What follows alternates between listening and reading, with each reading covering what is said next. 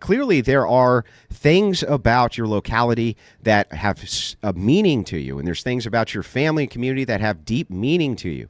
So, of course, it's okay for you to want to govern with your ethical system. Secularists do this all the time. They just kind of make the claim we're the only ones who can. Because we're not religious, we're the only ones who can, because we'll let you be religious, kind of, as long as you just don't actually be religious in public in any way, shape, or form, or they ever. They are religious, but they are religious. They're zealots, yes. Aren't they? They're zealots. I mean, isn't wokeism and the notion of equality at all costs and socially engineering equality and this whole idea, isn't that its own, it really is a religion, isn't it? Yes, of course. It's, in fact, secular humanism, which is the manifesto that most of them are going off of. If you want to have a good laugh, look at my debate with Matt Dillahunty where he rage quit in 5 minutes.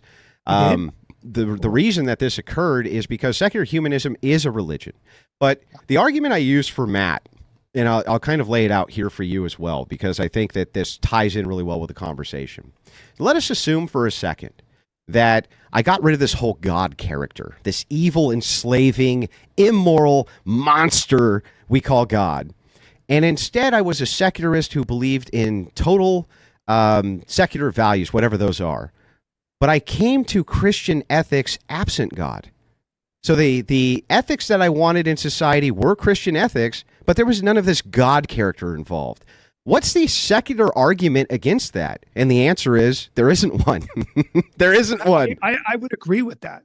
That's exactly right. And I think that's the corner you painted Dave into. And he didn't get out of it, and to his credit, he said that feeling, I think, is probably something like God. And then you said, well, then you do have a Christian view of the world. And he said, no, So what happens when the normative ethics are Christian ethics, but there's no deference to God? So the secularist can't say, well, you get all of your ethics from a magic sky daddy, sky fairy, right? And you go, well, no, I get them from the same place you did. I just made them the fuck up.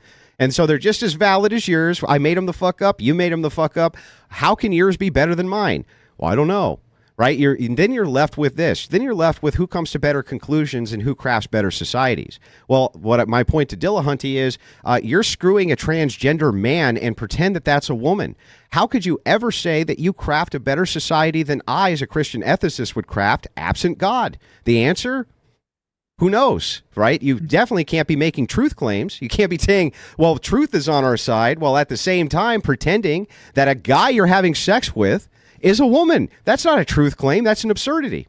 So, yeah, ultimately, what happens, though? What happens when you see secularists move more towards Christian ethics, even if they reject the God character, right? Which is what they would call it, the God character, the sky daddy, whatever it is that they refer to it as. Interestingly enough, when I talk to secularists and ask them what type of ethical system do you prefer, they still move towards Christian ethics. They say, I still like that better than all of these alternatives, even though I don't believe in God. Well, that should tell you something. That tells you that there's maybe some universalism here that we can get behind. And that's why I'd like to see the propaganda arm of the state, which is a propaganda arm, just promote the values which are actually, it would be better for the state and better for the society.